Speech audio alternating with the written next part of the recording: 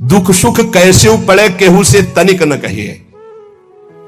कभी ऐसा जीवन में नहीं कहा गया है कि बीमार हो थोड़ा सहयोग करोगे क्या, कभी जीवन में नहीं। जैसी परिस्थिति, और सेवा में जाने पर कभी आभास नहीं होने दिया कि शरीर कष्ट में है। पूरी यथावत प्रसन्न मुद्रा में सेवा, बाहर निकल गए फिर लेट गए। कैसी भी परिस्थिति हो सामने जानने न दो, और किसी को अपने हृदय की कमजोरी मत बताओ। खाने को नहीं है, दर्द है, बहुत समस्या है, मेरा हरि जान रहा है और उसने पास किया है ऐसी परिस्थिति, तो उनके द्वारा किया हुआ विधान मेरे लिए परम मंगल विधान है। रहीमन मन की मन व्यथा रखिए मन में गोए, सुनि चले हैं लोग सब बांट न ले है कोई। उपहास करेंगे लोग, कहना नहीं, अंदर की बात केवल अपने हरि से कहो। तेरे मन में और करने वाला है और तू न करे खराब नाहक को निस दिन दौरे। बाको कीजे याद जाहि की मारी टूटे, आधी को तू जाए घरे में सब में फूटे। पलटू गुना किए से भजन माहि भंग होए, हरि को दास कहाए के गुना करे ना कोई। तेरे मन में और करने वाला है और तू ना करे खराब नाहक को निस दिन दौरे। ए भाई, तू हरि का दास है, तेरी सारी जिम्मेवारी हरि की है। तू नाहक में अपने आप चिंता लेकर परेशान हो रहा है। पक्की बात, पक्की बात, यह भी सैकड़ों बार अनुभव हुआ है कि हम व्यर्थ में चिंता करते हैं। जिस विषय की हम चिंता करते हैं वो बहुत अच्छी तरीके से पहले से व्यवस्थित कर दिया गया है। जब पर्दा हटा तब पता चला अरे ऐसा, बहुत बहुत सुंदर व्यवस्था प्रभु की होती है। तू नाहक में, व्यर्थ में तू अपने चित्त को प्रभु के चिंतन से हटा करके परेशान हो रहा है। वाको की जय याद जाय की मारी टूटे। उस प्रभु का चिंतन कर जिसके प्रभाव से काल भी भयभीत होता है। तेरा कौन सा कार्य नहीं बन जाएगा। यदि तू आधी को संभालने के लिए चलेगा, भगवत चिंतन छोड़ देगा तो पूरा का पूरा नष्ट हो जाएगा, कुछ संभल नहीं पाएगा। और भगवत चिंतन पकड़े रहेगा तो सब संभल जाएगा।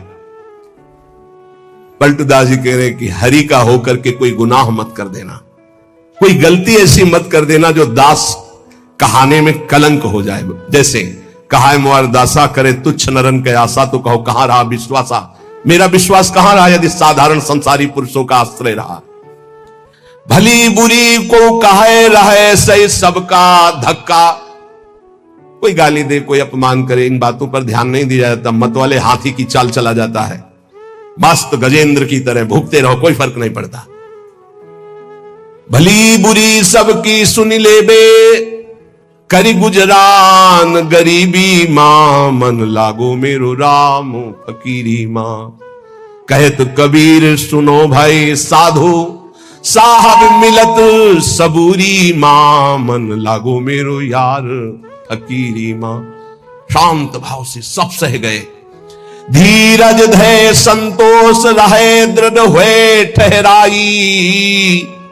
धैर्यवान, पक्का स्वभाव, विचलित ना हो। जहां जमा के पैर रख दिया, जमा दिया, हटा नहीं सकते, गर्दन कटा सकते हैं। यह है सूरवीर योद्धा का मार्ग, भजन का। अर्थात जितने माला, जितना पाठ, जितना नियम, कभी छोड़ नहीं सकते। धीरज धैर्य संतोष रहे दृढ़ हुए ठहराई। नियमावली को प्राणपन से निर्वाह करना, ये विनोद की बात नहीं, परमार्थ। ऐसे थोड़ी तत्वबोध, ऐसे परमात्मा प्राप्ति थोड़ी होती। जानबूझकर हर सुखों का त्याग करके अपने को कठोर बनाया जाता है, अपने को मजबूत बनाया जाता है। धीरज धैर्य संतोष रहे दृढ़ हुए ठहराई। जो कछुआवे खाई बचे सो दे लुटाई। संग्रह न करे। बड़ी श्री जी की कृपा है जो अपने लिए कभी संग्रह ना हो। अपना नाम, अपना मकान, अपना वैभव अगर गृहस्थी में भी है तो ठाकुर जी के भाव में रखे तो जीवन मुक्त होने के लिए बढ़िया अवसर है। ये घर ठाकुर जी का, नाथ सकल संपदा तुम्हारी, मैं सेवक समेत सुतनारी। और विरक्त में तो भगवान ही भगवान है, उसका कुछ है ही नहीं।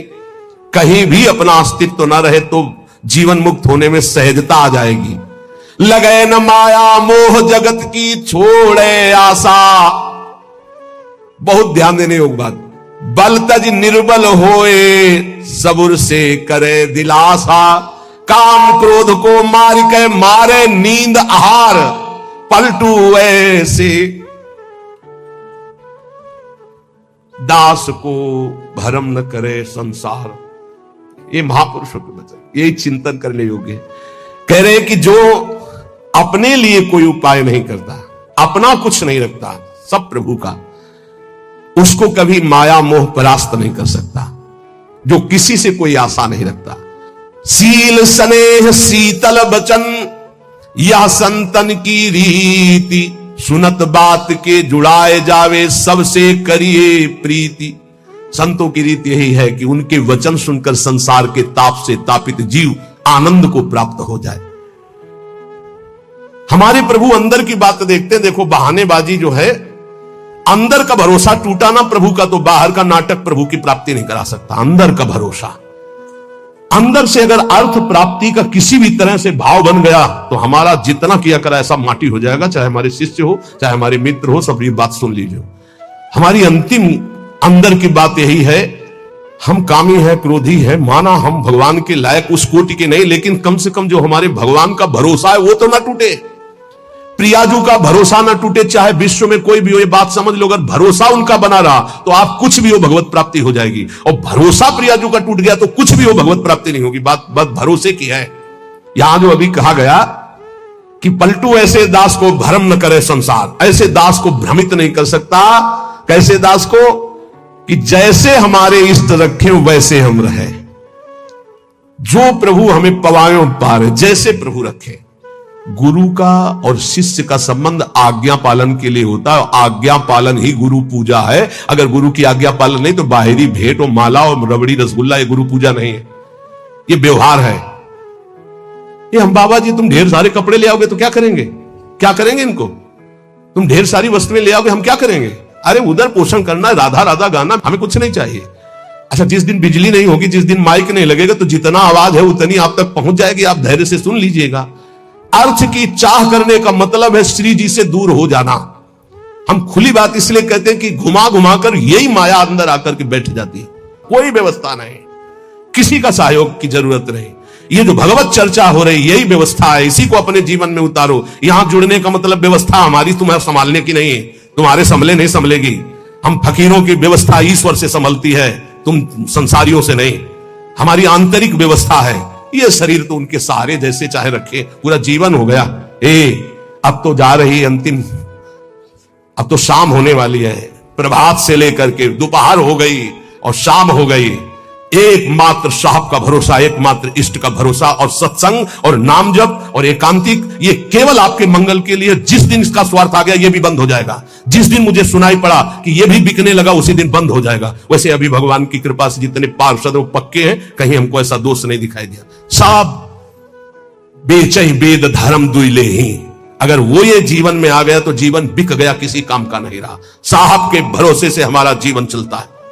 आप जितना नाम जप करेंगे, आप जितने धर्म से चलेंगे, आप जितना भगवान की आराधना करेंगे, वही हमारी भेंट है, वही हमारी सेवा है, वही हमारा सबसे बड़ा उत्साह और उत्सव है।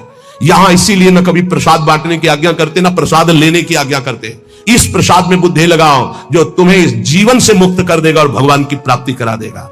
नाम प्रसाद, नाम की असीम महिमा का गान करते हुए गोस्वामी तुलसीदास जी कहते हैं कि नाम प्रसाद शंभु अविनाशी, साजु अमंगल मंगल राशि, सुकुशन कादि सिद्ध मुनि जोगी, नाम प्रसाद ब्रह्म सुख भोगी। भगवान शंकर ज्ञान समुद्र होते हुए भी हर समय नाम जप करते रहते हैं। कैसे पता लगा? भगवान शिव नाम जप करते हैं। जिस समय सती जी ने भगवान के समझाने पर नहीं समझाओ, बार बार संशय किया, तो कहा जो तुम्हारे मन अति संदेहु तो किन जाए परीक्षा ले हो, जाओ परीक्षा लो जाके। फिर विचार किया शिव जी ने कि हुई है सोई जो राम रचि राखा, को करी तर्क बढ़ावई शाखा, और अस कही जपन लगे हरि नामा। बार बार भगवान के नाम का जप स्वयं भगवान शंकर करते हैं। कह रहे हैं कि भगवान शंकर निरंतर नाम प्रसाद में डूबे हुए हैं, यद्यपि वो अविनाशी ईश्वर हैं। भेष बड़ा मंगल धारण करते, मुंडों की माला, चिता की भस्म, सर्प का यज्ञोपवीत आदि आदि, पर सबका मंगल करने वाले परम करुणा स्वरूप भगवान शिव निरंतर नाम जप करते रहते और नाम के ही प्रसाद से काशी में जो मरता है उसे मुक्ति प्रदान करते हैं। श्री सुखदेव जी, सनक संदन, सनातन, सनत कुमार, ये सिद्ध मुनि, योगी गण, ये सब नाम का जप करते हुए ब्रह्मानंद में मगन रहते हैं। नारद जानेऊ नाम प्रतापू, जग प्रिय हरि हरि हर प्रिय आपू। और नारद जी तो हर समय नारायण नारायण नारायण जपते रहते हैं। सारा संसार हरि को प्यार करता है, हरि को हर प्यार करते हैं, और नारद जी हरि और हर के दोनों के प्यारे हैं, क्योंकि हर समय नाम जप करते रहते हैं। नाम जपत प्रभु कीन प्रसादु, भगत शिरोमणि भे प्रहलादु। नारद जी कैसे नारद स्वरूप में आए? दासी पुत्र थे। एक ब्राह्मण के यहां इनकी मां दासता करती थी। वहां चतुर्मास में संत जन आए तो उन ब्राह्मण ने चातुर्मास करवाया, तो उनकी सेवा में इस बालक को रखा जो दासी पुत्र थे। अब संतों की सेवा में उनकी लंगोटी धो देना, उनके जूठे पात्र धोना, तो भगवान की कृपा से इनको इतना ज्ञान था कि संतों की जूठन पाने से बहुत जल्दी भगवान का प्रेम प्राप्त होता है। तो सब पात्र संतों के जब मार्जन करते तो धो के एक पात्र में डाल के उसको पी जाते। संतों के चरण दबाना, संतों की सेवा करना, संतों के पास बैठकर भगवत चरित्र सुनने से ज्ञान हुआ कि नाम निरंतर जपना चाहिए। कहीं भी चर्चा संत जन करेंगे तो नाम रूप लीला धाम की करेंगे। निरंतर नाम जपने का अभ्यास और संत सेवा 4 महीने के बाद जब संत जन जाने लगे तो भारी व्याकुलता हुई कि अब जिएंगे कैसे, बिछुरत एक प्राण हरि लेगी। थोड़े ही दिनों में मां पधार गई, सांप ने काट लिया। बालक ने विचार किया अब तो स्वच्छंदम, मुझे कौन रोकेगा। घोर जंगल में एकांत में नाम जप करते हुए भगवान के ध्यान के लिए व्याकुल हो गए। सुंदर सरोवर देखा, स्नान किया, जल पिया, पीपल के वृक्ष के नीचे बैठकर ध्यान लगाया। साक्षात अनंत ऐश्वर्य माधुर्य संपन्न भगवान चतुर्भुज नारायण का दर्शन हुआ। अचानक वो रूप गायब हो गया। बड़े विकल हुए, रोने लगे। तब कहा अध कचरे योगी को मेरा साक्षात दर्शन नहीं होता। ये मैंने ध्यान में दर्शन इसलिए दिया कि तुम मेरा चिंतन करते हुए शरीर छोड़ो। अब अगला जन्म तुम्हारा महाभागवत के रूप में होगा। नाम जप और भगवान के ध्यान के प्रभाव से वो दासी पुत्र देवर्षि नारद बन गया।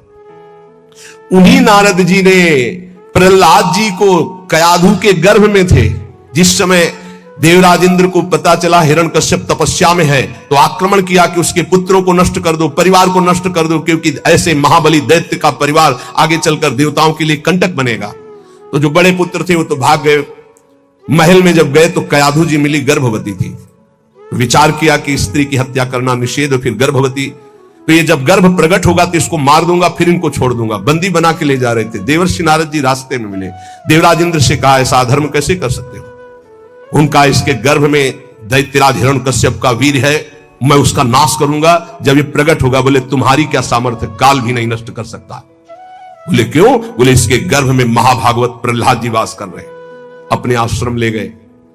वहां जाके जो भगवान नाम महिमा सुनाई, जो भगवान के चरित्र सुनाए कि गर्भस्थ शिशु को ज्ञान हो गया। जैसे गर्भस्थ शिशु अभिमन्यु को अर्जुन ने उपदेश किया, लक्ष्य किया गर्भस्थ शिशु का, तो चक्रव्यूह वेदन की प्रक्रिया सीख गए। आखिरी द्वार में मां सो गई थी, इसलिए नहीं भेद वो समझ पाए। मतलब गर्भस्थ शिशु पर बाह्य आचरण, बाह्य वार्ता, व्यवहार का बहुत बड़ा प्रभाव पड़ता है। नारद जी अपने आश्रम में प्रहलाद जी को नाम का उपदेश किया, तो नाम जपत प्रभु कीनु प्रसादु, भगत शिरोमणि भे प्रहलादु। जहां उनके ऊपर कोई भी मार या विपत्ति ऐसे हरि हरि हरि हरि हरि कुछ नहीं बिगड़ पाया।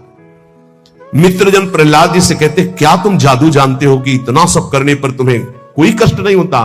तो उनका ये जादू हम आपको भी सिखा सकते हैं। हरि नाम, हरि हरि जिसके मुख से निकलता है कोई भी बाल बाका नहीं कर सकता। इसीलिए सनकादि परम ज्ञानी होते हुए हरिशरणम हरिशरणम ध्रुव संगलानि जपे हरिनाम पायो अचल अनुपम ठाऊ। नारद जी ने ही ध्रुव जी को उपदेश किया भगवान वासुदेव का मंत्र। नाम उच्चारण करके परम पदवी को प्राप्त किया। सुमिरी पवन सुत पावन नामू, अपने बस करी राखे रामू। हनुमान जी महाराज राम राम राम राम राम राम, हनुमान जी के अधीन है राम जी। जानकी जी ने आशीष भी दिया, राम रसायन तुम्हारे पाशा। अगर भगवान श्री राम का प्रेम रस प्राप्त करना है तो हनुमान जी की कृपा से ही प्राप्त होगा, क्योंकि जानकी जी का आशीष है, राम रसायन तुम्हारे पासा। राम जी का प्रेम, राम जी की प्रेम भक्ति हनुमान जी की कृपा के बिना नहीं मिल सकती। और राम जी स्वयं कहते हैं कि और एक गुप्त मत सबई कहो कर जोरी, शंकर भजन बिना नर भगति न पावे मोर। सुमिर पवन सुत पावन नामो, नाम का बल देखो, हनुमान जी ने नाम के बल से राम जी को अपने अधीन किया। अपने बस करी राखे राम। ये बात जब कभी चिंतन में आती है ना, तो इसको सैकड़ों बार इस चौपाई को बोला है, सुमिर पवन सुत पावन नामो, अपने बस करी। अजित भगवान को अपने अधीन करने की सामर्थ्य भगवान के नाम में है। वो धन्य है जो नाम से प्रेम कर रहे हैं। अपितु अजामिलु गजु गनिकाऊ, भय मुकुत हरि नाम प्रभाऊ। बोले नीच अजामिल जो जीवन भर वैश्यागमन किया, घोर नरक की प्राप्ति होती, पुत्र के बहाने से अंतिम समय निकल गया। नारायण हरिनाम निकलने के कारण उसको परम पद की प्राप्ति हुई। गजेंद्र अंतिम समय बिल्कुल था कि ग्राह एक झटके में अब अंदर ले जाता। हरि भगवान सुदर्शन चक्र से ग्राह का उद्धार किया और गजेंद्र को बाहर किया। बहुत से ऐसी वैश्याएं हो गई जो भगवत प्राप्त हो गई भगवान नाम के प्रभाव से। कहो कहां लगी नाम बड़ाई, राम न सकहीं नाम गुण गाई। हद हो गई, गोस्वामी जी ने हद कर दी। कह रहे मैं कहां तक वर्णन करूं नाम की महिमा, स्वयं राम जी भी नाम की महिमा नहीं पूर्ण गा सकते, स्वयं नामी भी नाम की महिमा पूर्ण रूप से नहीं गा सकते। नाम राम को कलप तरु कलि कल्याण निवास, जो सुमिरत भयो भांगते तुलसी तुलसी दास। बोले नाम है कल्पतरु, जो चाहो प्राप्त कर लो नाम जप करके। कल्पतरु मनचाहा पदार्थ देने वाला नाम। कल्याण का निवास स्थान कौन है? बोले नाम। नाम जप रहे हो मतलब कल्याण हो गया। नाम जप रहे हो तुम्हारा संसार समुद्र से पार होने का पूर्ण विधान बन गया। नाम जप कर रहे हो तुम्हारी सारी कामनाएं पूर्ण हो जाएंगी। कह रहे नाम जपने से निकृष्ट उत्कृष्ट हो जाता है, निकृष्ट उत्कृष्ट हो जाता है। उदाहरण में दिया कि जैसे भांग का पौधा और कहां तुलसी का पौधा शालिग्राम पर, तो बोले निकृष्ट भी उत्कृष्ट हो जाता है नाम जप करने से।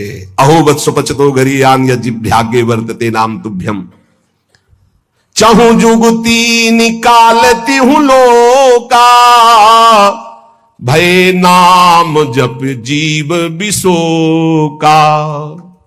केवल कलयुग की ही बात नहीं कह रहा हूं, चारों युगों में, तीनों कालों में, तीनों लोकों में जिसने नाम जप किया वो शोक रहित परम पद को प्राप्त हुआ। कितने नाम जप किया ये नहीं कह रहे, जिसने नाम जप किया, अधिक से अधिक जितना तुम नाम जप करो तुम्हें निश्चित भगवान की एक नाम नहीं फिरी जाएगा, एक नाम नहीं फिरी जाए। एक सेकंड में अगर राधा बोला, अब दोबारा बोलो या ना बोलो, तुम्हारा काम इतने से ही बनना शुरू हो जाएगा। हमारा विश्वास कर लो इस बात पर, क्योंकि पूरे रजिस्टर में एक नाम निकलेगा कि एक बार राधा बोला, एक बार कृष्ण बोला, तो भारी पड़ जाएगा। तो ऐसा कीमती नाम हर श्वास में क्यों ना जपो जिससे तुम्हें प्रेम प्राप्त हो जाए। गोस्वामी जी कह रहे हैं वेद पुराण संत मत येहू, सकल सुकृत फल राम सनेहू। समस्त वेद पुराण शास्त्र संतों का एक ही मत है, भगवान के नाम से प्रेम हो जाए तो सब शास्त्रों का सार मिल गया। सतयुग में ध्यान के द्वारा, त्रेता में यज्ञ के द्वारा, द्वापर में पूजा के द्वारा, पर कलयुग में परम सिद्धि नाम कीर्तन और नाम जप से ही प्राप्त होती है।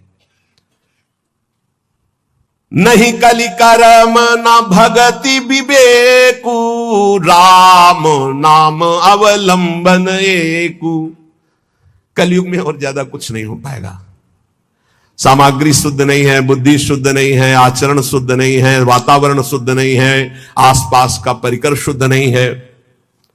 एक बात से परम सिद्धि मिल जाएगी, नाम जप से।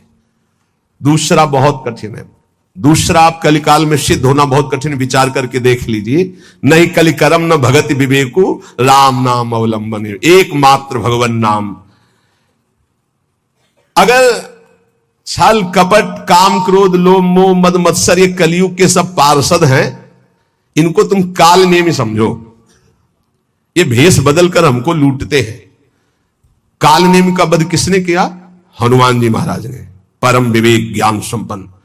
तो कह रहे काल नेमि कलि कपट निधानु, और नाम सुमति सुमरत हनुमानु। कलयुग के जितने दोष हैं, काम क्रोध लोभ मोह मद मत्सर छल कपट ईर्ष्या द्वेष, सबका नाश करने के लिए नाम ऐसी सुमति पैदा करेगा जैसे हनुमान जी एक ही चपेट में काल नेम को परम पद दे दिया। ऐसे कोई भी दोष तुम्हें परास्त नहीं कर पाएगा यदि नाम चल रहा है, पक्का समझ लो। इसलिए उपासक सदैव भगवान के आश्रित होकर नाम जप करें। नाम जप में सब सिद्धियां, सब पद, सब ज्ञान, सब वैराग्य, सब प्रेम विराजमान है। जितना अधिक नाम जप करोगे उतने तुम्हारी गुरु पूजा हो गई, उतने तुम्हारी इष्ट पूजा हो गई, उतने तुम्हारे सारे ऋण मुक्त हो गए, सब कुछ हो जाएगा। नाम नाम निरंतर नाम जप करो। नाम जपने वाले के ऊपर कोई भी किसी भी तरह का विधि निषेध नहीं है। नाम जप करने वाले का कभी घाटा नहीं है। नाम जप करने वाले का कभी पतन नहीं है, कभी नाश नहीं। साधन करने वाले में धोखा हो सकता है। अन्य शास्त्री साधन कर रहा, चूक हो गई, फल नहीं मिलेगा। लेकिन नाम भाव कुभाव अनख आलसहु, नाम जपत मंगल दिशि दसहु। अनुष्ठान में श्रद्धा में कमी हो गई तो फल में कमी हो जाएगी, लेकिन नाम जप में श्रद्धा हो या ना हो, राधा राधा राधा तुम्हारी सदगति पक्की। इसीलिए कलयुग केवल नाम आधारा, सुमिर सुमिर नर उतरे पारा। निरंतर नाम जप करो। नाम जप से तुम्हारा सब हृदय पावन हो जाएगा। अगर नाम जप नहीं है तो सब अधूरा है। आखिरी जीवन में निर्णय में ये शब्द देख लेना, नाम जप है तो पूरा ही पूरा, वही सूरा वही पूरा जिसने नाम जप किया। और नाम जप नहीं तो अधूरा ही अधूरा है। पूरे फाइनल में देख लेना आप, चाहे जितने बड़े साधक हो, निरंतर नाम जप नहीं तो फाइनल में देख लेना 000 और 1 लगा दिया तो 10, 100, 1000, 10,000 बढ़ती संख्या चली जाएगी। 1 लगा के 0 तो उसका 0 का महत्व हो गया। और 0 1 हटा दिया तो कुछ नहीं, 0 ही 0। 1 है नाम, अंक है नाम, सब साधन है शून्य। नाम सहित साधन करो तो 10 गुना फल देता चला जाएगा। नाम हटा दो तो 0। इसीलिए बहुत सुलझा हुआ गोस्वामी जी का यह कहना है, कलयुग केवल नाम आधारा, सुमिर सुमिर नर उतरहि पारा। खूब नाम जप करो। हृदय से कहता हूं, मान लो सब साधन भगवान की कृपा से भगवान की प्राप्ति कराने में समर्थ हो, लेकिन अपने को केवल नाम जप पकड़ना है। पूज्य भाई जी से हनुमान प्रसाद पोद्दार जी महाराज, मेरी प्रथम और जीवन की अंतिम अनुभूति, एकमात्र तुम भगवान, जब तक मन भगवान में नहीं लगा होता तब तक बातें चाहे कोई बना ले, शरीर में पीड़ा होगी तो मन पीड़ा में ही रहेगा, भजन में नहीं जाएगा। ध्यान देना, जब अपने लोगों को यह ज्ञान हो चुका है कि मैं शरीर नहीं हूं, तो शरीर में भयंकर पीड़ा होती तो मन विक्षिप्त होने लगता है। तो उस समय साक्षी भाव में तुरंत खड़े हो जाते हैं, तू विक्षिप्त हो, हमें तेरे से लेना देना नहीं। क्योंकि गुरु प्रताप से कला जागृत हो जाती है, कैसे किस प्रभाव से कैसे बचना है। तुरंत साक्षी भाव में स्थित होकर, नहीं ये मन शरीर में तन्मय है और शरीर जड़ है, इस जड़ शरीर को कष्ट हो रहा है तो मन को हो रहा है। मैं मन नहीं हूं, मैं आत्मस्वरूप दिव्य चिदानंद हूं। शांति, गंभीरता। अगर भजन नहीं करोगे तो इसके सोच रहे थोड़ी होगा कि पीड़ा हो रही, मैं तन नहीं हूं, मैं तन नहीं। गैस चढ़ जाएगी तो आत्मा थोड़ी समझ में आएगी, कब्ज हो जाएगी तो आत्मा थोड़ी समझ में आएगी। और ये तो साधारण रोग हैं, बड़े बड़े रोग हैं। प्रभु रोगा अरंत सततम प्रबला शरीरम, इस शरीर को रोग प्रतिपल क्षीण कर रहे हैं। कैसे कैसे रोग हैं, कैसी कैसी परेशानियां हैं। अरे आप वृंदावन में हो इसलिए बाहरी हवा से बचे, उन्हें बाहर लोग कितने परेशान हैं। सबके दिमाग में रुपया चल रहा है, रुपया, बस रुपया, भोग, निर्माण। जब से सृष्टि हुई निर्माण हो ही रहा, चली रही सब। उधर निर्माण हो रही, उधर मिसाइलें चल रही, पूरे प्रांत का प्रांत उड़ा रहे। कंपन हो रहा, जो जिससे पूरे बड़े सब नाना प्रकार की विनाश लीलाएं भगवान की, शरीर अपने आप जो है इतने विषयी हो रहे हैं। बिना ब्रह्मचर्य के भगवत चिंतन नहीं होता, ध्यान रखना, यह हम अनुभव की बात कहते हैं। ब्रह्मचर्यहीन चिंतन विषयों का ही करेगा, उसकी क्षमता नहीं कि वो सच्चिदानंद भगवान में अपने मन को लगा सके। और ब्रह्मचर्य, आजकल ब्रह्मचर्य कहां कोई देख रहा है, व्यभिचार देख रहा है, मोबाइल में व्यभिचार देख रहा है और आचरणों में उसी को उतार रहा है। छोटे छोटे बच्चे, एक 12 वर्ष का लड़का कहा था मैं बहुत परेशान हूं, किससे? तो कहा हमारे गर्लफ्रेंड है और मैं हस्तमैथुन भी करता हूं तो इसलिए मैं बहुत परेशान। 12 वर्ष के बच्चे हो, तुम्हारी गर्लफ्रेंड है, तुम्हारे गंदे हाथ। इतना गंदगी बढ़ रही कलयुग में, जब सुनने को मिलता है अपने को तब पता चलता है अपने तो गुफा में बैठे हुए, हवा भी नहीं लग रही। ये वृंदावन कृपा सिंधु है, अपने लोग इन हवाओं से कितने दूर हैं। जब दूसरे लोग बाहर ही आते हो तब केवल भगवान का सुमिरन, भगवान का चिंतन। नहीं तो कह रहे हे दीन बंधु, ये शरीर संसार में जो जन्मा जन्म लेते ही मृत्यु पीछे मड़राने लगे और शरीर रोगों से ग्रसित होकर के शक्ति क्षीण कर रहा है और काम क्रोध आदि हृदय को जला रहे हैं। मृत्यु रात दिन सिर पे नाच रही है। प्रभु हम क्या साधना करें, क्या उपाय करें? अब एक ही उपाय समझ में आया है, तस्मात् तो मध्य शरणम मम दीन बंधु। हे मेरे दीन बंधु, मैं आपकी शरण में हूं। हे करुणामय, देहो विनश्यति सदा परिणामशील, चित्तम च खिद्यति सदा विषयानुरागी, बुद्धि सदा हि रमते विषयेषु नान्तस्, तस्मात् त्वमद्य शरणम मम दीन बंधो। प्रभु ये शरीर प्रतिक्षण नाश को प्राप्त हो रहा है, रोज हम मर रहे हैं। हैप्पी बर्थडे, 1 साल मर गया तुम्हारे जीवन का, तुम्हें बैठ करके भगवान का चिंतन करते हुए अंदर से परेशान हो जाना चाहिए। 1 साल जीवन का गया, पता नहीं आगे और जीवन है कि नहीं। वैसे क्रिया वैसे ही करते हैं, शोक वाली मोमबत्ती जला के बुझा देते हैं। जीवन की जो ज्योति है वो 1 वर्ष कम हो गई।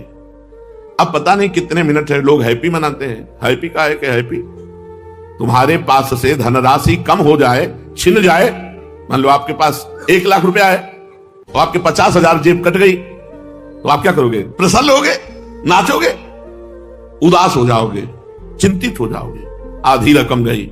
या ये भी पता नहीं कि आधा जीवन गया कि नहीं गया। अंदाज लगाते कि 80 तक तो जिएंगे, 40 निकल गए और 80 सेकंड का भरोसा नहीं। इसलिए कहते देहो विनश्यति सदा परिणामशील, इसका परिणाम है देह का विनाश।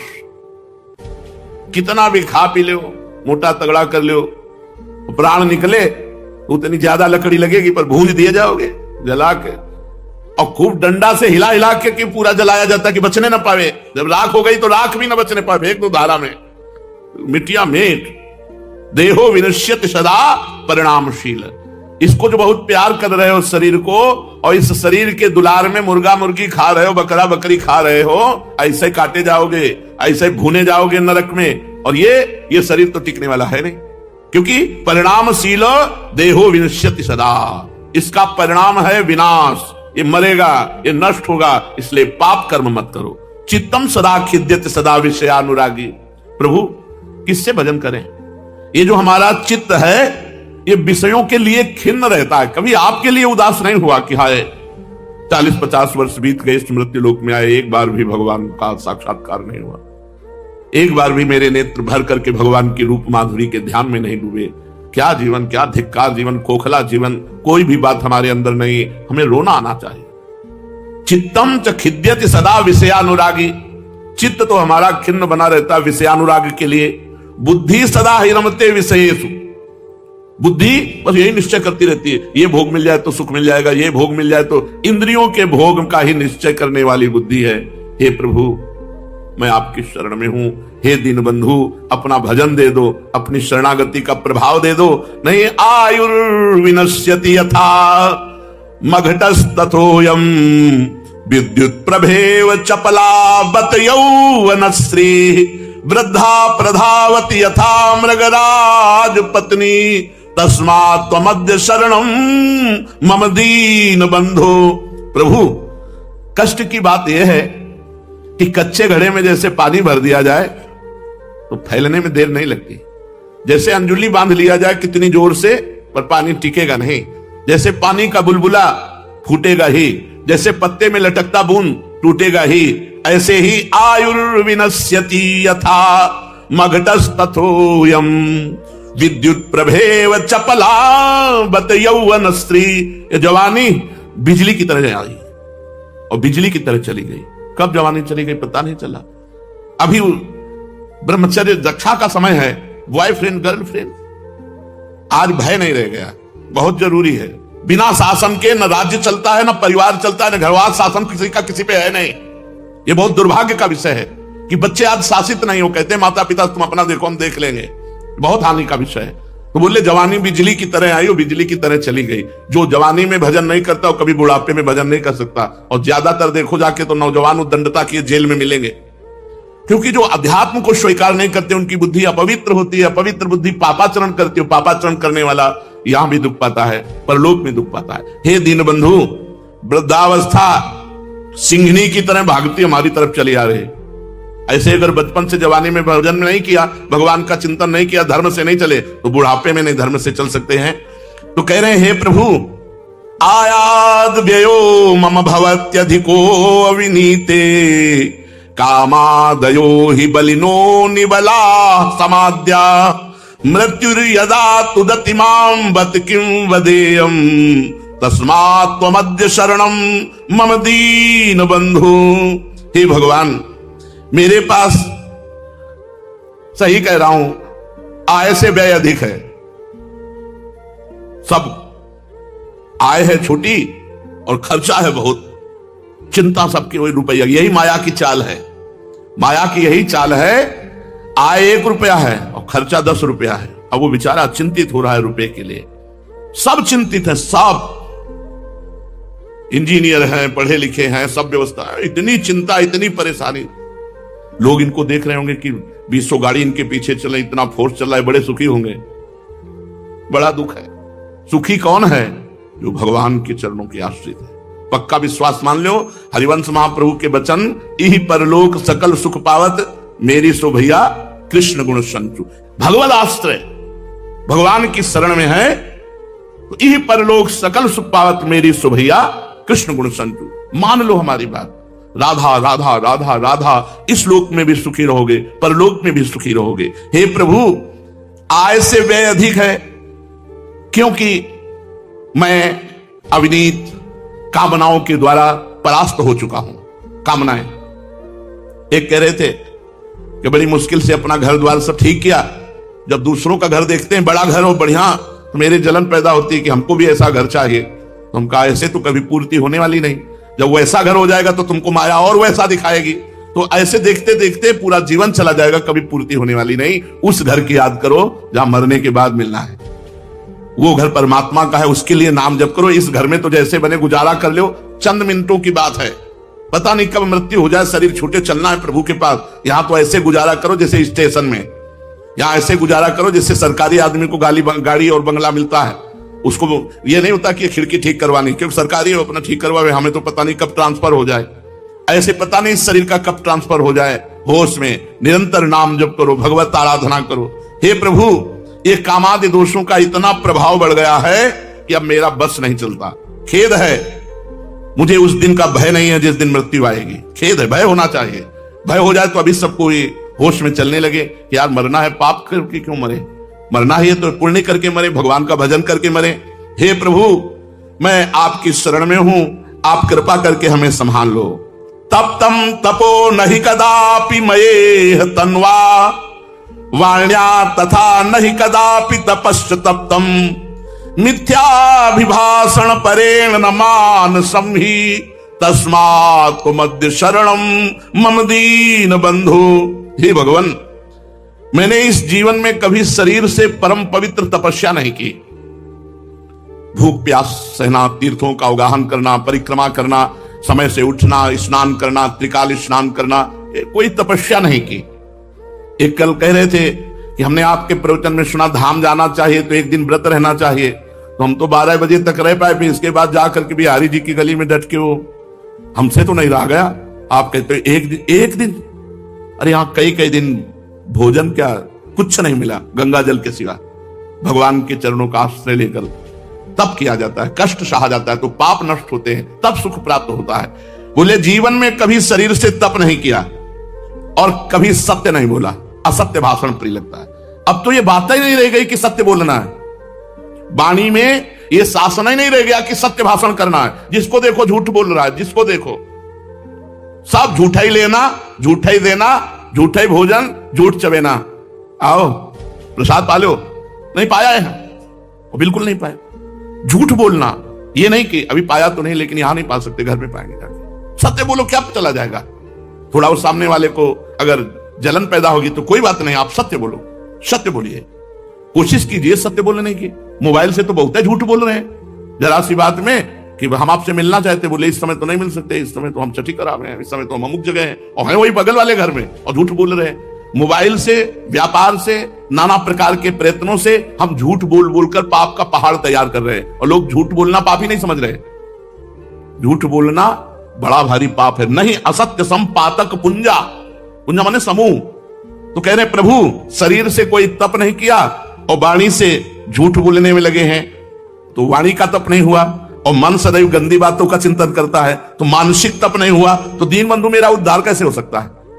शरीर भोगों में लगा है, मन भोगों का चिंतन कर रहा है, वाणी झूठ बोल रही, मेरी दुर्गति निश्चित है। इसलिए हे दीन बंधु मैं आपकी शरण में हूं, मुझे बचा लीजिए। स्तब्धम मनो मम सदा नहीं याति सौम्यम चक्षुष्यमेन तौ पश्यति विश्वरूपम वाचा तथैव न वदेन् मम सौम्य वाणी तस्मात् त्वमद्य शरणम मम दीन बंधु। हे भगवान, अब जड़ हो गया हो, विवेक नहीं है, बुद्धि काम नहीं कर रही, लाख प्रयास करो बस वही संसार का चिंतन। हम ये देखते हैं, प्रयासरत होकर तो भजन कर सकते हो, अगर छोड़ दिया तो भी भजन नहीं होने वाला। हम कई साधकों को देखते हैं, हम तो भगवान के आश्रित हैं, तो निरंतर भजन होना चाहिए। अगर भजन नहीं हो रहा तो आप भगवद आश्रित नहीं हो, क्योंकि जिसका आश्रय लिया जाता है उसी का चिंतन होता है। आप किसी देहधारी का चिंतन कर रहे हैं, किसी विषय का चिंतन कर रहे हैं, प्रपंच का चिंतन कर रहे हैं, तो आप प्रपंच के आश्रित हो, भगवान के आश्रित नहीं। जो भगवान के आश्रित होता है उसका निरंतर भगवान का सुमिरन होता है। तो प्रभु मैं जड़वत ज्ञान शून्य हो रहा हूं, क्यों? क्योंकि जड़ संसार का चिंतन हो रहा है, ये जड़ भोगों का चिंतन हो रहा है। अगर चैतन्य सच्चिदानंद रूपाय प्रभु का चिंतन हो तो अभी ज्ञान जागृत हो जाए। प्रभु इसी के कारण मेरी आंखें अज्ञान के कारण स्त्री पुरुष देख रही, और जबकि आप विराजमान हो वासुदेवास्त्र महात्मा सुदुर्लभा, सब जगह भगवान विराजमान है, सिय राम मैं सब जगह जानी। हे नाथ, मेरे नेत्रों का दोष ये है, ये जड़ चैतन्य देख रहा है, स्त्री पुरुष देख रहा है, विश्व रूप आपका दर्शन नहीं कर रहा, और मेरी जिह्वा कभी आपके नाम जप में नहीं लग रही, आपकी लीला गायन में नहीं रही। अमृत में जो भगवान के पावन चरित्र गायन करने से बहुत जल्दी हृदय पवित्र होता है। तो नाथ, अब मेरी समझ में आ गया कि मेरा उद्धार नहीं होगा, मेरा उद्धार तो अब आपकी कृपा से होगा। हे दीन बंधु मैं आपकी शरण में हूं। प्रभु सत्वम न मे मनसि याति रजस्तमोभ्याम विद्धे तथा कथमहो शुभ कर्म वार्ता साक्षात् परम परतया सुख साधनम तत् तस्मात् त्वमद्य शरणम मम दीन बंधु। प्रभु ये त्रिगुणमयी माया जैसे सबके हृदयों को घसीटे हुए, ऐसे मेरे हृदय को भी विद्ध किए हुए, कभी सत्वगुण, कभी रजोगुण, कभी तमोगुण। सत्वगुण तो कभी कभी आता है, कम समय के लिए आता है, लेकिन रजोगुण और तमोगुण ये मेरे हृदय में छाया हुआ है। और जहां रजोगुण और तमोगुण है वहां निद्रा, आलस्य, प्रमाद और भोग वासनाओं की केवल बातें रहेंगी और कोई बातें नहीं। खाओ पियो भोगो सो जाओ, भजन साधना ये सब बातें नहीं रहती रजोगुण तमोगुण में। प्रभु सत्वगुण टिक ही नहीं पाता, क्योंकि आहार सतोगुणी हो तब तो टिक पावे, आहार रजोगुणी और तमोगुणी है। प्रायः अशुद्ध भोजन होता है, कोई होटल हो शुद्ध हो भगवान जाने, नहीं तो तुम्हारे सामने बढ़िया साफ स्वच्छ आता है, लेकिन जब प्लेटें धोई जाती हैं तब देख लो, जहां भोजन बनता है वहां की अपवित्रता देख लो, जो भोजन बनाते हैं उनको देख लो, पसीना में लथपथ हैं, ऐसे खजुलाए वही पसीना वाले हाथ से, तो ऐसे रोटी और तंदूरी बोले क्या बात है। तो वहां जब सामने आई तो क्या बात है, पीछे जो होती तब देखते तो पता चलता, जो सब गंदे प्रकार उनके होते हैं बनाने की प्रक्रियाएं, बताते हैं ना कि जब हमारा डायलिसिस होता है तो अंतिम जो चरण होता है डायलिसिस का, उसमें मोबाइल से ये देखो आप बोल रहे थे, ये तो ऐसे कई मनोरंजक दिखाते हैं कि वो ऐसे ऐसे ऐसे करके कहीं नीचे खजवा रहा है, कहीं ऊपर खजवा रहा है, वो बढ़िया तंदूरी में सेक के भेज रहा है। कोई माहापुरुष तो थूक के देते हैं। हाँ देखो, ऐसे हमको दिखाए गए वीडियो की, उसमें अब आटा लग रहा है, देखो उनके पसीना उसी में चू रहा है, कौन देखता है। वहां गए, बोले फ्राई लाना और तंदूरी लाना और ये लाना वो लाना, 4 दिन की बासी दाल फ्राई करके तुम्हारे सामने रख दी गई। तुम्हारी बुद्धि शुद्ध होगी। बासी अन्न पाने से तमोगुण होता है, अपवित्र अन्न पाने से रजोगुण बढ़ता है। होटलों का भोजन जहां तक हो सके भगवान से मनाओ कि आपको ना खाना पड़े। जब कोई राधा बोलता है तो लालजू अति उमंग में आकर के उसकी लिखा पढ़ी को ही खत्म कर देते हैं। ये हरिवंश महाप्रभु जो हित सजनी स्वरूप है, प्रियाजू के समीप रहते हैं, वो ये बोल रहे हैं, अनुल्लिख्यानंतान पितदपराधान मधुपति महाप्रेमा विष्टम तो परम देयम विमसति तवैकम श्री राधे गृणति ही नामामृत रसम। हे किशोरी जू, जो आपका नामामृत राधा राधा राधा ऐसा उच्चारण करता है, लालजू उसके अपराधी नहीं लिखते, और जितना लिखा पढ़ी वो सब नष्ट कर देते हैं, और प्रेम में विकल होकर सोचते इस राधा नाम जापक को हम क्या दे दें। तो राधा राधा जे कहें ते न परे भव फंद, जासु कंद पर कमल कर धरे रहत ब्रज चंद। राधा राधा कहत हैं जे नर आठो याम, ते भव सिंधु उल्लंघिक बसत सदा ब्रज धाम। इसलिए हरदम याद किया करी, राधा की दर्द निदान हरेगा। मेरा कहा न खाली ये दिल, आनंद कंद ढरेगा। ऐसा नहीं जहां बिच कोई, लंगर लोग लरेगा। सहचरी शरण शेरदा बच्चा, क्यों गजराज डरेगा। हे श्री किशोरी जी के शरणागत का मतलब समझते हो? शेर का बच्चा। सहचरी शरण जी कह रहे, शेर का बच्चा जैसे बड़े हाथी से भी गुर्रा के वो कदम हाथी का पीछे जाएगा, शेर के बच्चे का ले, ऐसे ही काल भी थर्राता है। समुझ जे आए शरण ते डरत ना काल डर, दियो दान तिन भय द्वंद दुख सब घटे। नित नित नव नव प्रेम कर्म बंधन कटे, कटे कर्म बंधन संसारी, सुख सागर पूरी तति भारी। विश्वास करो, गोरे चरणारविंद की शरणागति ये अमोघ है। पता नहीं कौन सी क्या देखा कि अपने लोगों को श्री जी ने शरण में ले लिया। सहचरी शरण जी कहते हैं, हरदम याद किया जिसने राधा राधा राधा राधा, तो कह रहे जितने भी दुख हैं उनका नाश होगा। मान लीजिए, जब बात मानते नहीं है तभी पछताना पड़ता है। कहते हैं जपो, नाम जप करो। कहां हो इस समय, कहां हो, तुम्हारा चित्त कहां है? वो इसे मजाक समझते हैं।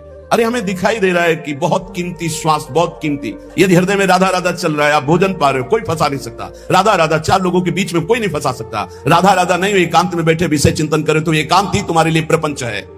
नाम जब चल रहा है, प्रपंच में भी बैठे हो तो कोई फर्क नहीं पड़ने वाला। बहिर्मुख पुरुषों का संग भी कुछ नहीं बिगाड़ सकता यदि राधा राधा नाम चल रहा है। बस समझ में नहीं आता, नाम चलाने में मन को जलन होती है, इसलिए मन नहीं लगता। हमको जबरदस्ती नाम में मन लगाना है। यदि हरदम नाम चल रहा है तो कोई भी दर्द, सच्ची माने, कोई भी दर्द हमें परेशान नहीं कर सकता। मेरा कहा न खाली ये दिल, आनंद कंद ढरेगा। सहचरी शरण जी कहते हैं, मेरा कहना ये झूठ नहीं जाएगा, तुम आनंद सिंधु में डूब जाओगे यदि हरि हरि बोलोगे, राधा राधा बोलोगे। ऐसा नहीं जहां बीच कोई लंगर लोग लड़ेगा। ऐसा त्रिभुवन में कोई पैदा नहीं हुआ कि बाधा डाल सके जहां राधा स्मरण चल रहा है। सहचरी शरण शेरदा बच्चा, क्यों गजराज डरेगा। गजराज से नहीं डरेगा, शेर का बच्चा है। शेर का बच्चा दहाड़ दे तो कदम गजराज भी पीछे ही डालता है। अब तकरार करो मत यारो, लगी लगन चित चंगी। जीवन प्राण जुगल जोरी के, जगत जाहिरा अंगी। जगत जानता है कि सहचरी शरण प्रिया प्रीतम के अंग संगी हैं। अब कोई हमसे तकरार मत करो, तर्क विवाद की गुंजाइश नहीं रह गई, क्योंकि मेरी निष्ठा तर्क विवाद से परे है। तुम्हारे तर्क विवाद से परे हमारी निष्ठा है। युगल निष्ठा हमारे प्राणों में बस गई, अब तकरार की जरूरत नहीं। मतलब नहीं फरिश्तों से हम इश्क दिला दे संगी। सहचरी शरण रसिक सुल्तावर, मेहरबान रसरंगी। रसरंगी श्री लालजू महाराज, रसरंगी श्री प्रियाजू। जब प्रियालाल हमारे ऊपर मेहरबान तो हमें किसी देवता से, किसी शक्ति से हमें कोई संबंध नहीं। हमसे तकरार मत करो, हम युगल सरकार की निष्ठा वाले, कोई समझे या ना समझे, सबसे हमारी समझ भली। ठाकुर नंद किशोर हमारे ठकुराइन वृषभान लली। श्री जी ने समझाया, समझ के बोल रहे। हरिजू ने जो रस पिलाया है उसे पी के बोल रहे हैं। अब जो कृपा पात्र जन है वो निहाल हो जाएंगे। नहीं तो अहंकार की और तकरार की छतरी लगाकर इस वर्षा के रसास्वादन से भींजने से वो वंचित रह जाएंगे। ये वर्षा होती भगवान के अवतार काल में भी होती, लेकिन सब परम पद थोड़ी चले जाते। जब भगवान का अवतार होता तो सब परम पद नहीं जाते। नहीं नहीं, कोई विशेष ही कृपा पात्र उस समय उनको भगवान देख पाता है। नहीं, भगवान को नहीं भगवान मान पाए, भगवान को नहीं भगवान देख पाए, फिर संत महात्माओं की बातों पर विश्वास, ये तो भगवत कृपा पात्रों को होता है। गजब का तर्क। अब तकरार करो मत यारो। कहा जब तत्व एक है तो आप राम और राधा को एक मानते हैं? पक्का तत्व में एक। लेकिन लीला में महाराज राम जी के पसीना आ जाता है जब जानकी जी को फूल बगिया में देखते हैं। जनक जी की फूल बगिया में जब पहली दृष्टि जाती है तो जानकी जी के रूप का इतना भार पड़ता है कि अति सुकुमार लाडले रघुनाथ जी के माथे पे पसीना आ जाता है। कुछ बक्सर वाले मामा जी पद में रचना करके बोलते थे कि कहे आवल्ला हो भाल पे पसीनवा हो लाल। बोले अगहन का महीना कोई जेठ का महीना नहीं है। महाराज लाडले राजकुमार हो, फूल चुनने आए हो, ये पसीना काहे पे है?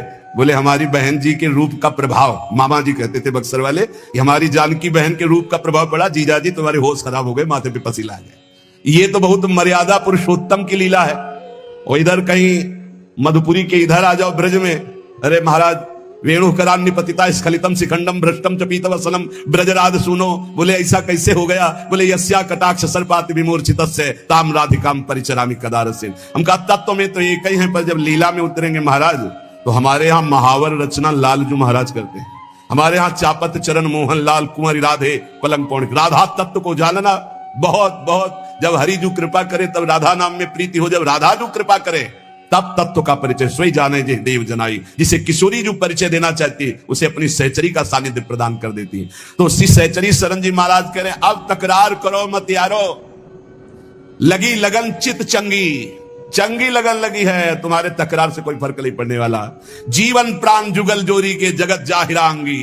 जगत जानता है कि सहचरी शरण प्रियालाल की आसक्ति से युक्त है। मतलब नहीं फरिश्तों से, हम इश्क दिला दे संगी, हमने अपना दिल दे दिया, प्यार कर बैठे। किससे? बोले श्यामा श्याम से। सहचरी शरण रसिक सुल्तान मेहरबान रसरंगी। रसिकों के सिरताज रसरंगी श्री प्रियालाल मेहरबान हैं, तो अब किसी के तकरार की जरूरत नहीं। कुंज बिहारी लाल मजे जन कीजिए। लोग कहते हैं चलो मौज लेते हैं, मस्ती लेते हैं। नरक में मौज, नरक में मौज, दुखालय में मस्ती। अरे मस्ती ले ली, मौज ले ली तो आओ कुंज बिहारी लाल की शरण में, जहां काल की भी दाल नहीं गलती। अखंड मस्ती, अनंत काल तक के लिए उन्माद अवस्था भरा प्रेम, निरंतर उनका सानिध्य। भवभय भंजन भीर सुदारू दीजिए। दारू जानते हो किसे? मादक वस्तु को कहते हैं, आसों को कहते हैं।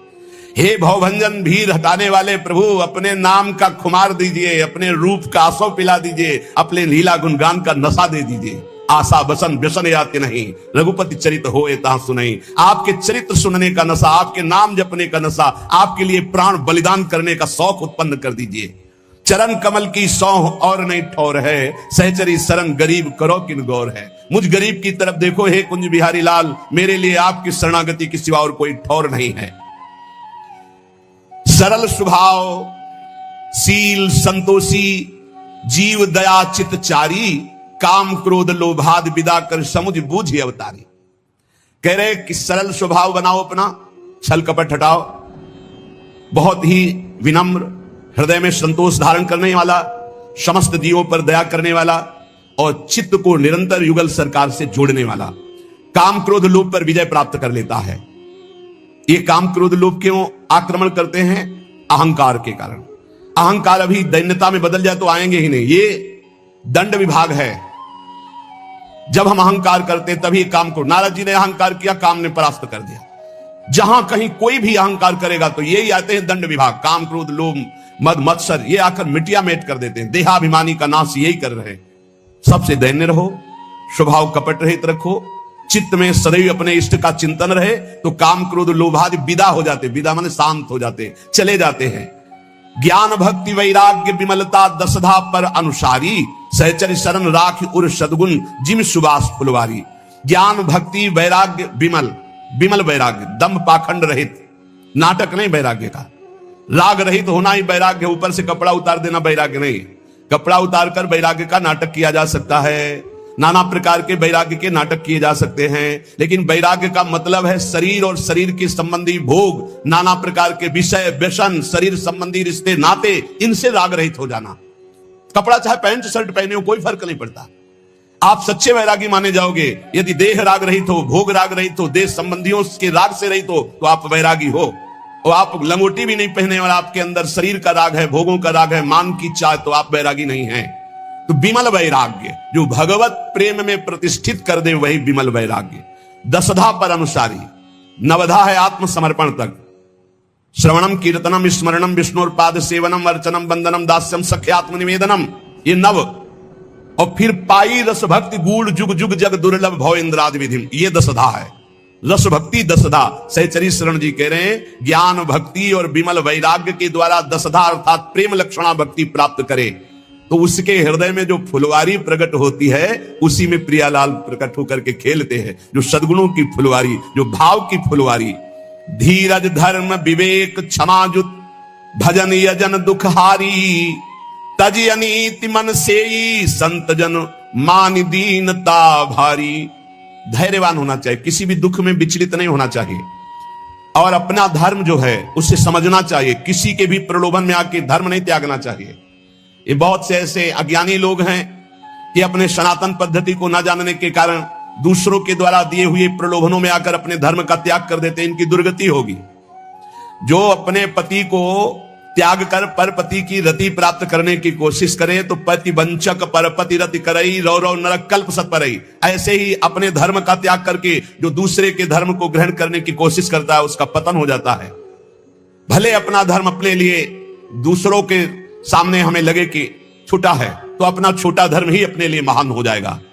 स्वधर्मो निधनुष्य या पर धर्मो भयावहा। अगर कोई ये सिखा रहा है कि तुम्हारा धर्म छोटा, तो हमारे लिए महान है, पर अपने धर्म का त्याग नहीं। धर्म की स्थिति जब आपके हृदय में आ जाएगी, तो धर्म आपको अनुभव करा देगा ज्ञान का, भक्ति का, वैराग्य का। धर्म साक्षात भगवान का स्वरूप है। धर्मो रक्षति रक्षिता। बहुत से लोग ऐसे प्रलोभनों में धर्म परिवर्तन कर देते हैं, काम के प्रलोभन में, धन के प्रलोभन में, सुख सुविधा के प्रलोभन में। हाँ, देखते सनातन पद्धति से बढ़कर कौन सी पद्धति है जिसमें हाथ जोड़कर सर झुकाकर नमन किया जाता है, चरण स्पर्श किए जाते हैं, और ये वटवृक्ष की तरह फैला हुआ है। सब इसी की शाखाएं हो सकती हैं। सत्य सनातन आकाश है, सत्य सनातन भूमि है, सत्य सनातन वायु है, सत्य सनातन जल है। ये हमारा सनातन ऐसे फैला हुआ है। इसको कोई समझ पाता है? छोटे छोटे बिंदुओं को देख रहे हो, सिंधु को नहीं देख रहे हो। अपने धर्म पर स्थित रहना चाहिए। धर्म पर अपने गले कटवा करके परम पद को प्राप्त हुए हैं। जब देखा विधर्मी आ रहा है हमारे धर्म से हमको भ्रष्ट करने के लिए, तो अपने हाथ से अपना गला काट लिया, तू छू भी नहीं पाएगा। ये है हमारे धर्म का स्वरूप। शरीर को नष्ट कर दिया गया पर धर्म नहीं छोड़ा। हाँ, जरा सा लोभ के लिए धर्म का त्याग कर रहे हो, काम के लोभ के लिए, काम के लोभ के लिए धर्म परिवर्तन, धन के लोभ के लिए धर्म परिवर्तन कर रहे हैं। थोड़ी सी भोग सामग्री दे दी, धर्म परिवर्तन कर रहे हैं। धिक्कार है तुम्हारे जीवन को, तुम्हारी बुद्धि को, जो धर्म के लिए प्राण त्यागना नहीं आया। सनातन धर्म को समझ, सब धर्म इसी की छाया में है। आप क्या समझते हो? सनातन कोई और, सनातन ब्रह्म है, सनातन हरि है, सनातन परमात्मा है, सनातन आकाश की तरफ फैला हुआ है, सनातन के नीचे ही सब है। बीच में जैसे एक बहुत बड़ा घर है और उसके 10 लड़के हैं, और 10 लड़के अपने अपने कमरे दे दिए गए। अब अपने अपने कमरों में अपना अपना, लेकिन घर का मालिक तो एक ही है। बेटे थे तुम उसी के हो, आंगन में आके खड़े हो तो सब एक ही के हैं। आकाश की तरह सनातन है। सनातन को समझो, सनातन कोई एक छोटा सा क्षेत्र नहीं है, सनातन विस्तृत परमात्मा स्वरूप है। तो जो धैर्यवान है, जो धर्म में अपने मर मिटना जानता है, वही क्षमावान भगवान को प्राप्त होता है। धर्म की कसौटी होती, धर्म की परीक्षा होती है। ये आज ऐसा कैसे कैसे विचार फैल रहे हैं। थोड़े से प्रलोभन में अपने सत्य सनातन का त्याग करके तुम किस सुख को प्राप्त कर लो? 4 दिन का शरीर है, मिट्टी में मिल जाओगे, कुछ नहीं हाथ लगना। अपने भगवान श्री हरि से बढ़कर, प्रभु श्री राम से बढ़कर, श्री कृष्ण से बढ़कर, इन भगवान नामों से बढ़कर के कौन शांति प्रदान करने वाला है? अगर कोई है तो उन्हीं के दास हैं। वो ईश्वर सबको शांति दे, वो ईश्वर इनको क्षमा करे। कौन? वो कौन? वो सनातन, वो सत्य, वो परमात्मा, वो ईश्वर। उसके दास हो सकते हैं लाखों, लेकिन वो एक है, अनेक रूपों में वो सबको संभाल रहा है। आप अपने धर्म को समझने की कोशिश करें, धैर्य पूर्वक अपने धर्म में प्राण त्यागने की इच्छा रखें। ये सनातन सत्य धर्म परमात्मा स्वरूप है। अगर हमें अपने धर्म में प्राण भी त्यागना पड़े, तो संत प्रशंसते ही, सदैव संत उसकी प्रशंसा करते हैं जो धर्म के लिए अपने प्राणों का त्याग कर देते हैं। ये आज विषयी स्वभाव बन चुका है। चंद रुपए, चंद भोग सामग्री, धर्म परिवर्तन। बढ़िया पुरुष मिल गया, बढ़िया स्त्री मिल गई, धर्म परिवर्तन। कोई परिवर्तन की उसमें जो हानि है उसको समझ ही नहीं रहे हैं। भगवान ने कृपा करके हमको जहां प्रकट किया है वो हमें उस धर्म की रक्षा करते हुए चलना। ये कलिकाल ऐसा मलायतन, ऐसा बुद्धि को भ्रष्ट कर रहा है कि धर्म को समझना ही अब कठिन हो गया है। ये सब बातें पुरानी समझी जाती है, इसलिए बहुत सावधान। अपने धर्म में प्राण त्यागने पर भगवान की प्राप्ति होती है, यदि हम अपने धर्म में निष्ठावान है। देखो कैसे कैसे महापुरुष है। विधर्मी कह रहा है इस धर्म को स्वीकार कर, थूक दिया मुंह पे, तू क्या समझता है? राम राम राम, सीधे चौराहे पे खड़े करके आरा चलाया जा रहा है, राम राम राम, भगवान को प्राप्त हो। ये मरना तो है एक बार धर्म के लिए मर के देखते हैं, एक बार अपने इष्ट के लिए मर के देखते हैं। मरना तो है, सब मर रहे हैं, कीड़े मकुड़े की तरह मर रहे, कौन जान रहा है? आज उनकी गाथा गाई जाती है जो धर्म के लिए प्राण त्यागते हैं। धीरज धर्म, जो धैर्यवान है, धर्म को धारण करता है, उसके अंदर उत्तम विवेक जागृत होता है। वही विवेक की इस माया समुद्र से पार होता है, उसी को भगवत प्रेमी महात्माओं का सानिध्य मिलता है और वही दैन्यता धारण करके भगवान की प्रेम रस को प्राप्त करता है। इसलिए सदैव अपने इष्ट के चिंतन में एक भी क्षण अपने इष्ट का विस्मरण न हो तो बुद्धि शुद्ध रहेगी, फिर धर्म को धारण कर लोगे। कैसे कैसे महापुरुष हुए हैं, धर्म के लिए कितना कष्ट सहा है। यहां जरा भी कष्ट नहीं है, पर अपने प्रलोभन प्रवृत्ति ऐसी बढ़ गई कि दूसरा कोई जरा सा भी हमारे अंदर सुख की वृत्ति उपजा दे तो हम छोड़ दें, अपने धर्म को छोड़ दें, अपने भगवान को छोड़ दें, अपने इष्ट मार्ग को छोड़ दें। बहुत सावधान, बहुत छोटा जीवन है। इस जीवन में केवल भगवत प्राप्ति करनी, भगवत प्राप्ति के लिए धर्म धारण करना अत्यंत आवश्यक है। भगवान ने स्वयं कहा है जब जब धर्म की हानि होती है तब तक मुझे विकलता होती है और मुझे अवतार लेना पड़ता है। अर्थात भगवान चाहते हैं कि आप धर्म का पालन करें, आप भगवान के अंश हैं, आप भगवान के द्वारा स्थापित धर्म का पालन करें। बहुत मंगलमय धर्म है। जब हमारे धर्म का परिचय बाहर के देशों को पता चला तो देखो कितने देशों में भगवान नाम जप होता है। हमारे देश के जो ऋषि मुनि हैं, भक्त जन हैं, बाहर जा करके जो अपने धर्म का परिचय बताते, कहीं भी मोक्ष की बात नहीं, कहीं भी जीवन मुक्तता की बात नहीं, कहीं प्रेम की ऊंचाइयों की बात नहीं, बस वही स्वर्ग नर्क की बातें हैं, वही स्वर्ग नर्क की बातें, वही संसारिकता, वही मांस मदिरा, वही संसार के भोग, और उसी को धर्म माना जाता है। धर्म तो वो है जो दूसरों को सुख प्रदान करे और खुद परमानंद में निमग्न हो जाए।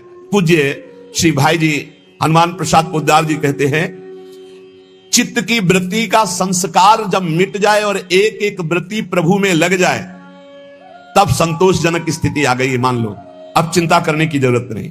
चित्त की एक एक वृत्ति जो भोगों के संस्कार से युक्त है वो मिट जाए और हमारे हृदय में इष्ट का चिंतन सतत चलने लगे तो बोले अब संतोषजनक स्थिति आ गई। इस स्थिति में ये सब नष्ट हो जाता है। लज्जा, घृणा, कुल, सील, मान, देह भाव, घर का अभिमान, भोगों की लालसा और यहां तक कि मोक्ष की चाह, ये सब हट जाती है। फिर सुनो, चित्त की वृत्ति का एक एक जो प्रवाह भोगों की तरफ है उसका संस्कार मिट गया भजन के बल से और हमारा स्वाभाविक भजन हृदय में चल रहा है। अब ये संतोषजनक स्थिति है। अब भ्रष्ट नहीं होगे। जब निरंतर बिना प्रयास के भजन चलने लगे, उठते बैठते चलते फिरते खाते पीते सोते, जैसे हम अभी भजन करने का प्रयास करते तो हमारी वृत्तियां भोगों में जाती हैं। भजन के बल से जब वो प्रवाह मिट जाए और स्वाभाविक वृत्तियां भजन में जाने लगे तो बोले ये संतोषजनक स्थिति है। अब आप पतित नहीं होंगे, अब आप भ्रष्ट नहीं होंगे, अब आपके ऊपर माया अपना प्रभाव नहीं दिखा सकती। तो ये चीजें नष्ट हो जाती है। ये जितनी बातें हैं ये अगर ये नष्ट नहीं हुई तो अभी आपका निरंतर भजन नहीं चल रहा, अभी संतोषजनक स्थिति नहीं है। क्या? लज्जा, तिलक लगाएंगे, कंठी बांधेंगे, लोग क्या कहेंगे? शर्म करने की बात है। लोग यही तो कहेंगे कि बड़ा भगवान का भगत बनता है। ये कोई बुरी बात थोड़ी, ये तो मेरा सम्मान है। इतने बड़े भगवान के दासत्व से युक्त मुझे भक्त कहा गया, ये कोई निंदा की बात है? बोले नहीं, लोग कहते हैं कि अरे तो बड़े भगवान के भगत बनते हैं, देखो तिलक लगाए, कंठी लगाए, तो ये निंदा की बात है? कितनी बुद्धि खराब है तुम्हारी। अगर आप तिलक लगाए हैं, कंठी बांधे हैं तो ये कोई निंदा की बात है? अरे तो सौभाग्य का विषय है। अगर प्राणों पे भी आ जाए तो कंठी तिलक बंधा हुआ हमें भगवान की प्राप्ति होगी। कंठी तिलक अगर हमारे गले में बंधा हुआ तो हमें चिंता नहीं करनी है। हमें अपने, यही तो बात रह गई है, जरा से चंद रुपए के लिए हम कंठी तोड़ के फेंक देंगे क्योंकि वो ऑफिस में नहीं जाने देंगे। हे परमात्मा की ऑफिस में जाने के लिए हम तैयारी की, क्यों नहीं जाने? सोने की जंजीर पहनने के लिए रोक है क्या? तो तुलसी की कंठी पहनने के लिए क्यों रोक है? यही समझना है हमको। हम अपनी निष्ठाओं से गिरते चले जा रहे हैं, पतित होते चले जा रहे हैं। अकबर ने कहा था, हरिराम व्यास जी के प्रिय शिष्य मधुकर शाह जी, और बहुत से राजा बैठे, सब तिलक कंठी धारण किए। कल कोई भी तिलक लगा के आएगा, गरम लोहे के गोले से उसका मस्तक दाग दिया जाएगा, फरमान जारी कर दिया। तो जो कमजोर हृदय के थे उन्होंने कहा, अरे भाई तिलक नहीं लगाएंगे, जय दिन तक ये बादशाह है, दरबार में बिना तिलक के चले जाएंगे, कौन प्राण दे। कोई बहुत जो भावुक थे उन्होंने कहा, भाई हम सूखी रज लगा लेंगे, दिखाई नहीं देगा, तो बात भी बन जाएगी कि गुरु आज्ञा का भी पूर्ति हो जाएगी और बादशाह का भी फरमान जो है उससे बच जाएंगे हम। मधुकर शाह जी ने सोचा, ये अखिल कोटि ब्रह्मांडों के बादशाह के दासत्व का तिलक है, गुरु जी ने दिया है, और एक मुल्क का बादशाह यदि हुक्म करता मैं इसे मिटा दूं तो फायदा क्या होगा। ये निष्ठा रखो, निष्ठा इसका बहुत बड़ा महत्व है, बड़ी निष्ठा में सामर्थ्य है। उन्होंने कहा, आज मैं अपने प्राण त्यागूंगा गुरु जी की आज्ञा के लिए, तिलक लगा के जाऊंगा, और वो बादशाह है, ऐसा करेगा, कर सकता है, लेकिन जब तक भुजाओं में ताकत है मैं मारूंगा, और जब मैं हार जाऊंगा तो मुझे मार देगा, लेकिन मैं अपने गुरु और बादशाह ईश्वर के तिलक को नहीं मिटा सकता। ये हमारे अखिल कोटि ब्रह्मांडों के बादशाह ईश्वर का तिलक दासत्व का है। वैसे तो अंगरखी पहन के जाते थे, अंगरखी उतार करके खुला छाती, 12 तिलक बड़े बड़े, लंबी तलवार खींच कर गए। बादशाह ने देखा, कहा, मधुकर शाह तुम हमारे फरमान को नहीं सुना, खींची तलवारों का, आपका फरमान सुना, लेकिन मेरी निष्ठा को आपने नहीं सुना। ये गुरु प्रदत्त तिलक कंठी है, देखते हैं किसकी भुजाओं में ताकत है कि जीवित हमारे इसको मिटा दे। तुरंत पलट गया अकबर, तुरंत कहा, वाह वाह वाह वाह मधुकर साहब, वाह, सच्चे तिलक तो तुम ही हो। बोलो मैं प्रसन्न हूं, क्या करूं। बोले ब्रजमंडल में किसी भी तरह का शिकार और हिंसा और किसी के ऊपर कंठी तिलक बांधने का कोई भी विरोध न किया जाए। तत्काल पाए सिंह के समान भगवान का दासत्व का तिलक, भगवान के दासत्व का भाव। बड़ा कलयुग का प्रभाव चल रहा है। शराब की बोतल मेज में ऑफिस में खोल के पियो, कोई मना नहीं करेगा, लेकिन भगवान की अगर गीता पढ़ने लगो तो तुम्हें डर लगेगा। कंठी बांधे हो, तिलक बांधे हो, लज्जा, संतोषजनक भक्ति तभी आई जब लज्जा ना रह जाए। हमारी नाम कीर्तन करें, हम राधा बोल रहे, भगवान नाम बोल रहे, गंदी गंदी बातें प्रपंच की बोले, कोई लज्जा नहीं, भगवान की बात बोलने में लज्जा लगेगी। कैसे कैसे लोग हैं, चाहे जैसे तुम जो कुछ पहन के जाओ, चाहे जैसे आप सज धज के जाओ, कोई नहीं बोलेगा, लेकिन तिलक लगा लेंगे तो लज्जा लगेगी, कंठी बांधेंगे लज्जा लगेगी, माला जप करने के लिए अगर हम काउंटर लिए तो लज्जा लगेगी। यही भगवान की विचित्र माया है जो हमारी दुर्गति कराती है। इसलिए पहला है लज्जा। भक्ति में न लाज तीन लोकन की, 3 लोगों की लाज नहीं, मृत्यु लोक की तो बात जाने दो, नहीं लाज करनी चाहिए। ठसक से लगाओ रज, जो होगा मंगल होगा, भगवत मार्ग के पथिक है। सब जगह से हटा दिए जाएंगे तो ऐसी जगह खुल जाएगी जहां मंगल हो जाएगा। कानपुर जिले में नरवल है, बहुत गरीब ब्राह्मण थे, अपनी निष्ठा से रहते थे, प्रसिद्ध थे और निष्ठा से।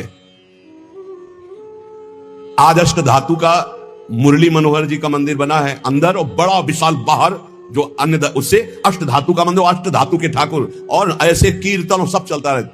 उन्हीं के घर में खुदाई में न जाने कहां से कितना धन निकला, सब वैभव वैभव। जैसे पीली मिट्टी ऐसे सोने की खाने हैं इस पृथ्वी पे, सोने की, चांदी की, रत्नों की, हीरा जवाहरात की। उसके भरोसे रहो, धनी हो जाना कोई बड़ी बात है क्या। जब सब रास्ते बंद हो जाते तो एक रास्ता खुला होता है परम धनी का, पर वो रास्ता पता नहीं होता, इसलिए सब परेशान होते हैं। अगर उस महाधनी का रास्ता मिल जाए तो तुम निहाल हो जाओगे, निहाल हो जाओगे। बड़ी अलौकिक उसकी, बड़ी अलौकिक उसकी रीति है देने की, बड़ी अलौकिक रीति है। उसे गांव में कहते हैं, गांव की भाषा में, देता है तो छप्पर फाड़ के देता, ले कहते हैं ना, जब ऊपर वाला देता है तो छप्पर फाड़ के देता, ऐसा ही कुछ देता है, पक्का समझ लो। लज्जा मत करो कि हमारी अगर ये तिलक कंठी और ये सब, और अगर हम ये लगाएंगे तो फिर क्या होगा। वो बादशाह देख रहा है अनंत ब्रह्मांडों का। अरे इतना तो कितना सुंदर लगता है जब भगवान का तिलक लगा करके कोई नाम जप करते दिखाई दे, लगता है इसकी चरण रज माथे पे रखने, वो पावन दिखाई देता है। भगवान का तिलक नहीं है, दुनिया की ओर भव बनवाए घूम रहे हो, तो इससे कोई सुंदरता है क्या तुम्हारी? इससे सुंदरता नहीं। दुनिया की चाहे जितने भी श्रृंगार कर लो, जब तक तुम्हारा ब्रह्मचर्य ठीक नहीं, चरित्र ठीक नहीं, भजन ठीक नहीं, तो तुम्हारे चेहरे पे आकर्षण नहीं होगा, पक्का। बहुत बुरा लगता है चेहरा, जो भी सही चेहरा होता है ना, पाप करने वाला, पापाचरण वाला, वो चाहे जितना पाउडर थोप लो, चाहे जितनी भौं बनवा लो, दूर से दर्शन में सुख नहीं मिलता। और जो सात्विक चेहरा होता है, शत्रुगुण भजन परायण है, वो भले कैसे भी हो, उनके दर्शन में सुख होता है, आत्म सुख होता है। इसलिए लज्जा का पहला त्याग होता है। दूसरा, घृणा। हम ये कहते हैं कि जो गलत आचरण करते हैं हमें उनसे घृणा नहीं करना है। अगर उनके गलत आचरण छूट जाए तो बहुत अच्छे हो सकते हैं। शराबी की शराब छूट गई तो शराब घृणा योग्य थी, शराबी थोड़ी था। शराब छूट गई, बहुत अच्छा आदमी हो गया। मांस खाना छूट गया, बहुत अच्छा आदमी हो गया। वो चोरी करना छोड़ दिया, बहुत अच्छा आदमी हो गया। हमें घृणा नहीं करनी, हमें प्रीति करके जिनसे घृणा करवानी, उन पदार्थों से, उन क्रियाओं से, उन वस्तुओं से घृणा करा के उसे महान बनाने का रास्ता देना। भक्त कभी किसी से घृणा नहीं करता, वो उन कारणों को छुटवाता है जिससे वो घृणा का पात्र बन रहा है। तो वो तभी छूटेगा जब हमारी प्रियता होगी उसमें, सब जीवन सुख प्रीति। तीसरा है कुल। कुल का अहंकार नहीं होना चाहिए, इससे कुछ नहीं होता। जो कुलाभिमानी है, जाति अभिमानी है, इससे कुछ नहीं होने वाला। ये संस्कृति आवागमन का हेतु ही है, जाति अभिमान है, कुल अभिमान है। अपने धर्म का पालन करो, अभिमान मत करो। सबके समान पांच भौतिक शरीर है, सब में समान भगवान का अंश विराजमान है, अलग अलग सेवाएं, अलग अलग व्यवहार है, लेकिन आप घृणा मत करो, आप अभिमान मत करो अपने ऊपर। जाति पाति कुल कलम धर्म व्रत संस्कृति हेतु अविद्यानाशी। सेवक जी महाराज कह रहे सेवकवाणी में, यह अज्ञान है, यह अविद्या है। यदि जाति पाति कुल आदि का अभिमान करे तो यह अविद्या है, आवागमन में फंसा देगी। उसके हृदय में मान की लालसा खत्म हो जाती है। जो निरंतर भगवत भजन करता है वो सभी मान प्रद आप अमानी। कोई उसको प्रणाम करे तो अच्छा नहीं लगता, लेकिन वो दूसरों को प्रणाम करने में बहुत सुख का अनुभव करता है। दूसरे को सम्मान देना, दूसरे को प्रणाम करना, सबसे छोटा अपने को मानना, ये भजन करने वाले का लक्षण होता है। और देह भाव, ज्यादा देह प्रियता नहीं होनी चाहिए। देह भगवत सेवा का पात्र, इसलिए इसे संभाल के तो रखना है, क्योंकि अपने लोग वैष्णव हैं। भगवत सेवा इसी शरीर से होती, भजन इसी शरीर से होता है, हम कीर्तन इसी शरीर से करते हैं, संत सेवा गुरु सेवा इसी शरीर से होती, इसलिए इस शरीर को हम प्यार करते हैं। लेकिन हमारा प्यार मैं शरीर हूं इस भाव से नहीं, ये शरीर प्रियालाल की सेवा का पात्र है, इसलिए शरीर से ज्यादा प्रियता रखना ये दोषों को जन्म देने वाला है। जहां हम इस पर अभिमान करते हैं मैं पुरुष तो स्त्री आकर्षण, जहां हम अभिमान करते हैं मैं सुंदर तो नाना प्रकार के दोष। देहाभिमान ही संस्कृति का मूल चक्र है। देह को प्यार करना है, लेकिन ये भगवत सेवा पात्र है, ये मानकर, ना कि मैं मानकर प्यार करना है। गेह घर, जैसे हम मंदिर में रहते हैं ऐसे हम घर में रहते हैं। घर श्री ठाकुर जी का है, हम सेवा भाव से वहां विराजमान, मेरा घर नहीं। इसलिए भक्तजन अपने घरों का नाम रखवा देते, प्रिया कुंज, राधा केली कुंज, गोपाल भवन, कृष्ण सदन, ऐसे नाम रखवाते। ये प्रभु का मकान। किसका मकान? बोले प्रिया कुंज है, ये प्रियाजू की कुंज है। आप कौन है? प्रिया कुंज के सेवक हैं। नाथ सकल संपदा तुम्हारी, मैं सेवक समेत सुतनारी।